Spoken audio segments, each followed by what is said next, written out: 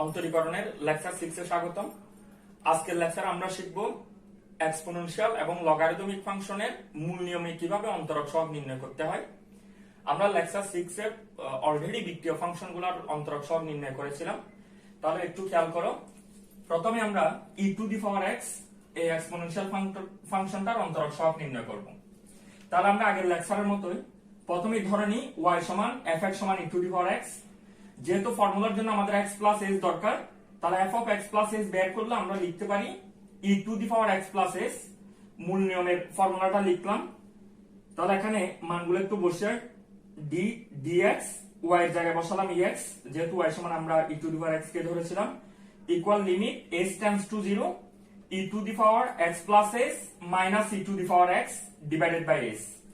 তাহলে আসো আমরা সূচক থেকে এটাকে ক্যালকুলেশন করে লিখতে পারি e to the power x into e to the power s, কারণ আমরা জানি বেস বেস মিল থাকলে পাওয়ার পাওয়ার যোগ হয়। তাহলে পাওয়ার গুলো যদি যোগ থাকে আমরা বেস গুলো দিয়ে এটাকে গুণ করে লিখতে পারবো।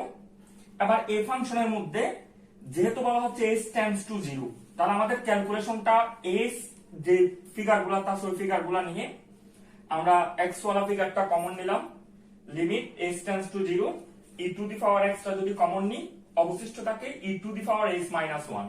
তাহলে লিখলাম e to the power x e to the power s minus 1 divided by s। যেহেতু এখানে x ওয়ালা ফিগারে s এর মান বসালে কোনো প্রভাব পড়বে না, আমরা e to the power x টা আগে নিয়ে আসলাম আর অবশিষ্ট ফিগারটা রেখে দিলাম e to the power s minus 1 divided by s। আবার খেয়াল করো e to the power x এর বিস্তৃতি হলো 1 plus x by 1 factorial plus x square by 2 factorial plus ফিগারটা এভাবে যাচ্ছিল। এখানে আমাদের e to the power x এর কোনো কাজ নাই, এই জন্য e to the power x আমরা আগে নিয়ে আসছি। তাহলে অবশিষ্ট আছে e to the power s। এই e to the power s কে আমরা যদি e to the power x এর সাথে কম্পেয়ার করি তাহলে x এর জায়গায় আছে s, সুতরাং আমরা এই বিস্তৃতির মধ্যে x এর জায়গায় যদি s টা রাখি, s টা বসাই, তাহলে লিখতে পারি 1 plus s by 1 factorial plus s square by 2 factorial plus ফিগারটা ভাবে চলতে থাকবে। এরপর আছে মাইনাস 1, লিখলাম মাইনাস 1 ডিভাইডেড বাই s। আবার এখান থেকে খেয়াল করো e to the power x বসে গেল, লিমিট s টেন্ডস টু 0 আছে, 1 1 ক্যান্সেল হয়ে গেছে, 1 থেকে মাইনাস 1 বাদ। আর এই যে ফিগার যেটা আছে তাহলে এটা s বাই 1 ফ্যাক্টরিয়াল, এটা s square by 2 factorial plus s cube by 3 factorial. তার মানে প্রতিটা ফিগারের মধ্যে s ছিল, এরপর তবে s to the power 4 by 4 factorial এভাবে যাবে। আমরা এই ফিগারগুলো থেকে s কমন নিয়ে নিলাম, তাহলে অবশিষ্ট থাকে 1 by 1 factorial s by 2 factorial plus এভাবে যাচ্ছিল। এবার এই s এবং এই s যদি আমরা ক্যান্সেল করে ফেলি তাহলে আমাদের আর s টা নাই। এই ফিগারটার মধ্যে s সমান 0 বসায় দাও, তাহলে লিখতে পারি e to the power x into 1 by 1 factorial plus s এর জায়গায় 0 বসালে 0 বাই 2 ফ্যাক্টরিয়াল ইকুয়াল 0 প্লাস সব ফিগারগুলো আস্তে আস্তে 0 ই আসবে। তাহলে ফাইনালি ক্যালকুলেশন করলে লিখতে পারি e to the power x। তার মানে d dx of e to the power x equal e to the power x। তাহলে পরের অঙ্কটা খেয়াল করো, a to the power x। আগের অঙ্ক e to the power x এর সাথে a to the power x এর পার্থক্যটা হচ্ছে e to the power x আমাদের বেস ছিল e আর এখানে বেস হচ্ছে, তাহলে সেক্ষেত্রে আমরা কিভাবে স্টার্ট করি, যেটা e to the power x ছিল এটাকে আমরা লিখলাম a to the power x, বাকি ফিগারগুলো সব ঠিক রাখলাম। তাহলে এইটুকু পর্যন্ত ক্যালকুলেশন করার পর ওই e to the power x এর নিয়মে তোমরা যাবা। এখান থেকে আমরা a to the power x টা কমন নিয়ে আগে নিয়ে আসলাম, তাহলে আর অবশিষ্ট থাকতেছে limit s tends to 0 a to the power s minus 1।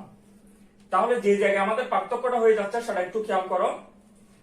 এখানে e to the power x ছিল, আমরা e to the power x এর বিস্তৃতি দিয়েছিলাম, বাট এখানে দেখা যাচ্ছে a to the power s।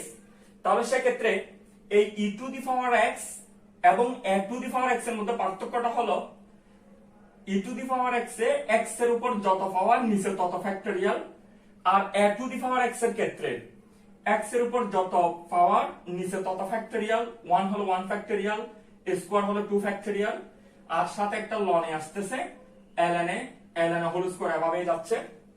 তাহলে আমরা a to the power x এর বিস্তৃতি যদি এখানে লিখি, এই a to the power s এবং a to the power x K compare করলে x এর জায়গায় পাচ্ছি s।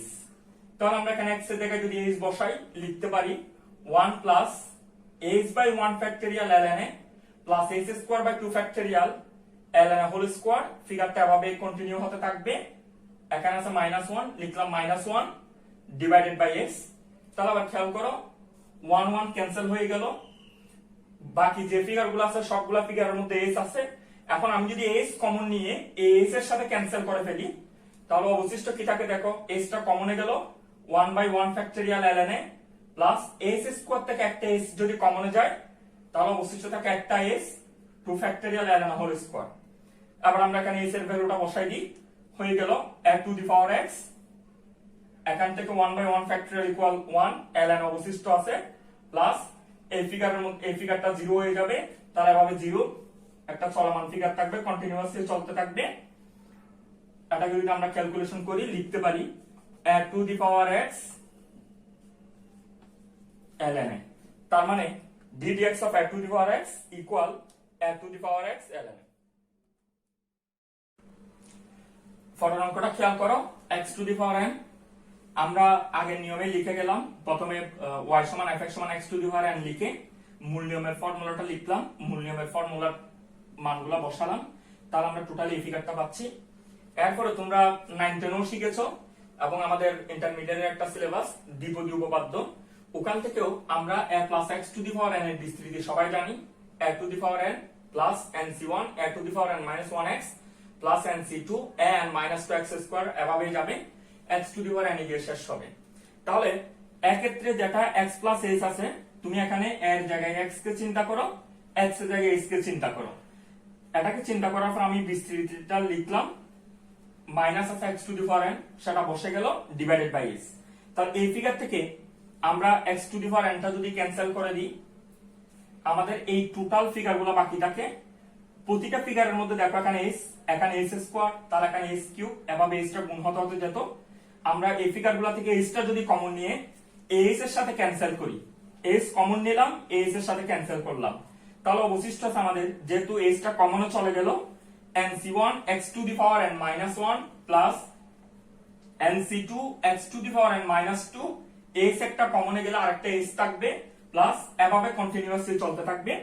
তাহলে যেটা s কিউব ছিল ওটা তার s স্কয়ার থাকবে, f raised to the power 4 ছিল ওখানে s কিউব অবশিষ্ট থাকবে, এভাবে এটা চলমান থাকবে। এখন আমরা যদি s এর মান 0 বসাই দিই, এখানে লিখতে পারি nc1 x two the power n minus 1 plus s এর জায়গায় 0 বসলে এই ফিগারটা 0 হয়ে যাবে। তাহলে অবশিষ্ট figure nc1 x two the power n minus 1।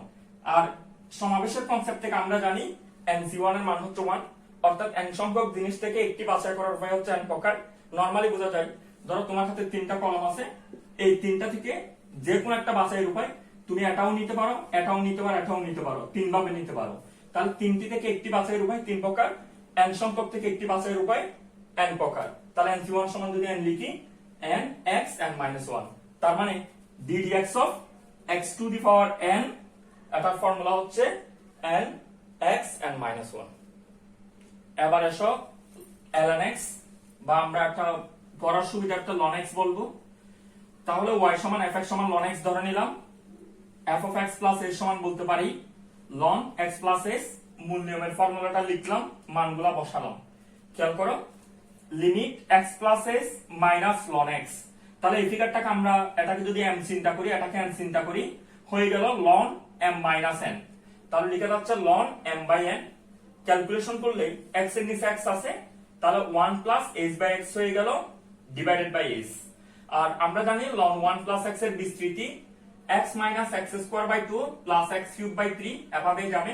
x দিয়ে স্টার্ট হবে, আর x এর উপর যত পাওয়ার নিচে তত, x এর উপর পাওয়ার 3 হলে নিচে 3 বসবে, x এর উপর পাওয়ার 4 হলে নিচে 4 বসবে, আর প্লাস মাইনাস এভাবেই যাবে। তাহলে আমরা বরাবর বিস্তৃতিটা লিখলাম।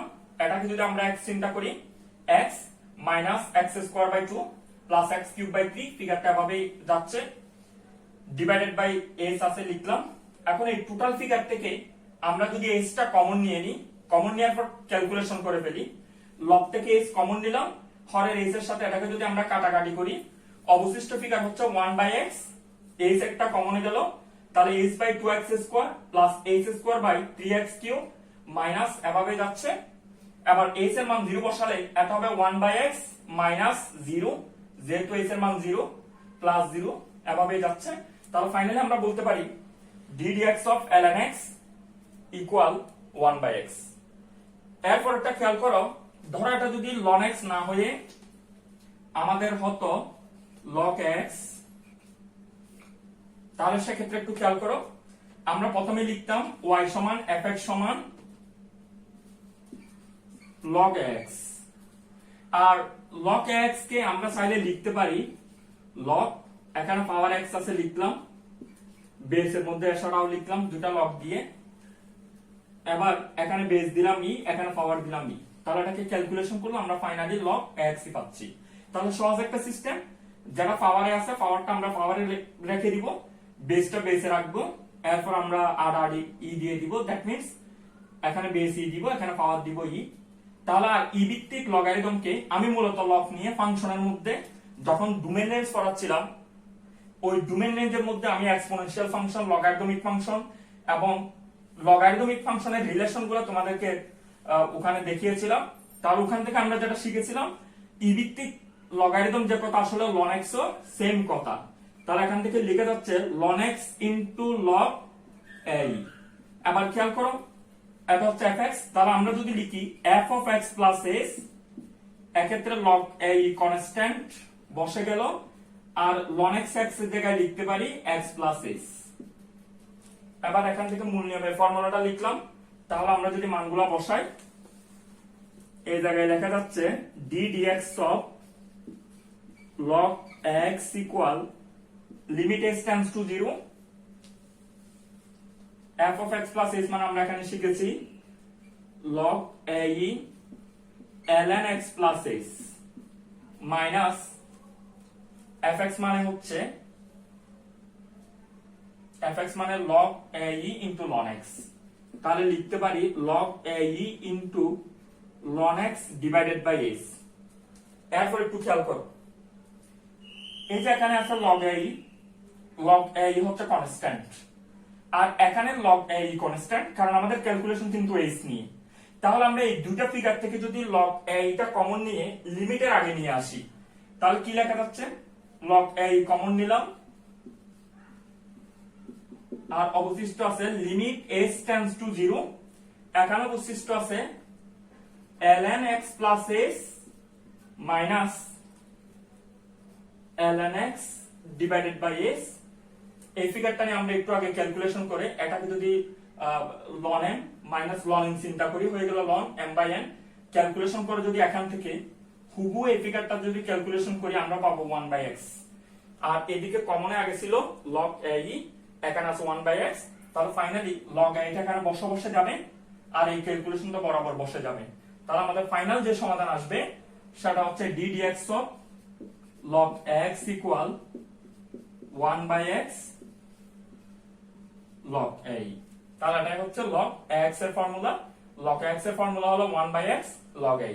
আশা করি তোমরা এই যে যতটুকু পর্যন্ত আমরা মূল নিয়মটা শিখেছি, এটার উপর ডিপেন্ড করে পরীক্ষা অ্যানসার করা যাবে। আমরা এর পরবর্তী লেকচারে এই যে মূল নিয়মের যে ফর্মুলাগুলো এস্টাবলিশ করেছি আর যেগুলো এস্টাবলিশ করি নাই, সবগুলা সহ প্রয়োজনীয় সূত্রাবলী দেখব, এবং ওই সূত্রের উপর ডিপেন্ড করে পরবর্তী লেকচারগুলো কন্টিনিউ করব এবং মূল অন্তরীকরণ আমরা যাব। সবাইকে অসংখ্য ধন্যবাদ।